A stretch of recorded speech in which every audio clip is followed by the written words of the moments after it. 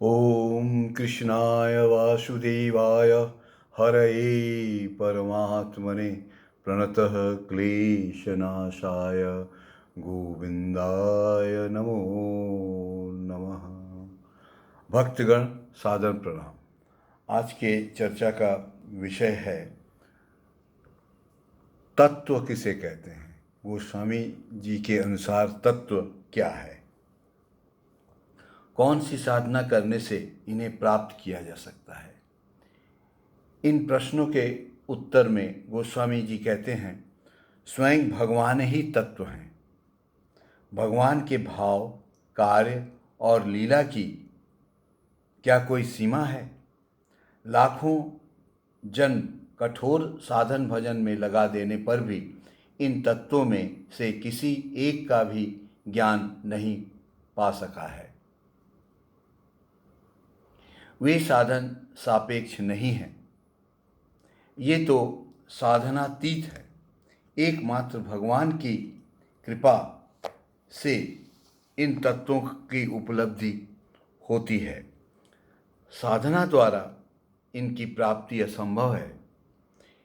उनकी कृपा से पल भर में भी सब कुछ हो सकता है। ईश्वर की ही एकमात्र कृपा से जीव मुक्त होकर लीला तत्व में प्रवेश कर सकता है। यही परम तत्व है। यहाँ आने के बाद गोस्वामी जी ने इस धाम का जो महत्व अनुभव किया था, कभी कभी प्रसंगवश उनका उल्लेख किया करते थे।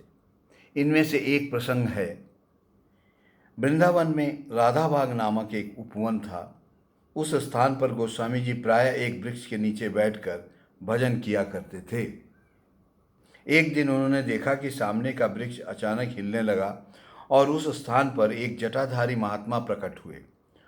उन्होंने गोस्वामी जी को आशीर्वाद देते हुए कहा कि यह धाम अप्राकृतिक है, तुम्हें इसका अनुभव होगा। यहाँ की रज पाने के लिए वे वृक्ष रूप में निवास करते हैं। यह दर्शन प्राप्त कर गोस्वामी जी बहुत विस्मित हुए। अगले दिन महात्मा और गौर शिरोमणि से धाम के संबंध में चर्चा करते हुए उन्होंने अपना अनुभव सुनाया। वे यह सुनकर काफ़ी आनंदित हुए, लेकिन पास में बैठी एक वैष्णवी ने कहा कि यह सब क्या संभव है। उन वैष्णवी के साथ वैष्णव ललिता दास भी व्यंग्यपूर्वक कहा कि यह सब कुछ नहीं है, केवल वायु का प्रभाव अर्थात पागलपन है। यह सुनकर गोस्वामी जी दुखी हुए।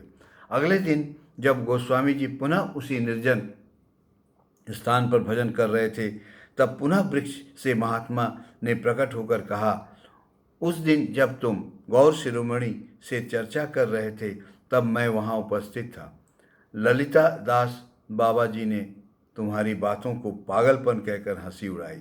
इसकी सजा उसे भुगतनी पड़ेगी। 3 दिन के भीतर शूल वेदना से बाबा जी की मृत्यु हो जाएगी। यह सुनकर गोस्वामी जी उनसे बाबा जी के प्राणों की रक्षा की बहुत प्रार्थना की, पर महात्मा अटल रहे। उन्होंने कहा, धर्म विद्वेषी बाबा जी के लिए यही सजा उचित है। तृणादपि सुनीचेन श्लोक का अर्थ यह नहीं है कि सर्वदा नीचे होकर रहो। अपनी निंदा या अपने संबंध में कुछ होने का सहनशीलता दिखानी चाहिए, परंतु देव निंदा, शास्त्र निंदा होने पर वज्र की तरह कठोर होना चाहिए। महात्मा जी की बातें सुनकर गोस्वामी जी कुछ न कह सके। इधर ललिता दास ने रात्रि में स्वप्न देखा कि कोई कह रहा है, तूने साधु की बातों की हंसी उड़ाई है, 3 दिन के भीतर शूल वेदना से तेरी मृत्यु होगी। स्वप्न देखकर बाबा जी घबराए और गौर शिरोमणि के पास पहुँचे। गोस्वामी जी भी वहाँ आए। बाबा जी ने गोस्वामी से सब बातें कहकर क्षमा याचना की। गोस्वामी जी ने कहा कि उन्होंने महात्मा जी से उनके बाबा जी के लिए काफ़ी अनुनय विनय की, पर उन्होंने क्षमा नहीं किया। आश्चर्यचकित हो सभी ने देखा कि ठीक 3 दिन देखा कि 3 दिन के बाद उनकी मृत्यु हो गई और शूल वेदना से ही उनकी मृत्यु हो गई। बाद में मालूम चला कि उक्त वैष्णवी के साथ उनका अवैध संबंध था। भ्रष्ट बाबा जी की ऐसी मौत देखकर गोस्वामी जी को काफ़ी कष्ट हुआ। आइए हम सब भगवत चिंतन करते हैं और भगवत नाम की महिमा का गुणगान करते हैं। हरे कृष्णा कृष्ण कृष्णा हरे हरे, हरे रामा राम राम हरे हरे, हरे कृष्णा कृष्ण कृष्ण हरे हरे, हरे राम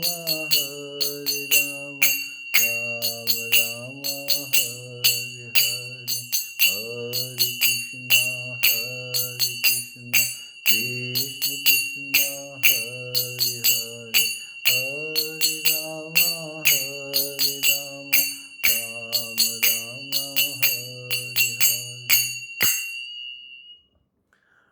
भक्तगण विशेष रूप से आग्रह करेंगे कि इस साधन में लाभ पाने के लिए, इस साधन से लक्ष्य को प्राप्त करने के लिए 2-3 चीज़ें का ध्यान अवश्य रखना चाहिए। पहले तो यह है कि जहाँ तक हो सके हिंसा छोड़ दीजिए, हिंसा मत करिए। दूसरा, पर निंदा विश्वत त्याग करना पड़ेगा। अगर आप आनंद चाहते हैं तो पर निंदा को विश्वत त्याग करना पड़ेगा। समय व्यर्थ नहीं करना चाहिए और भगवत गुणों के गान में, भगवत गुणों की चर्चा में अपने समय को लगाइए। देखिए बड़ा आनंद पाइएगा। जय श्री राम।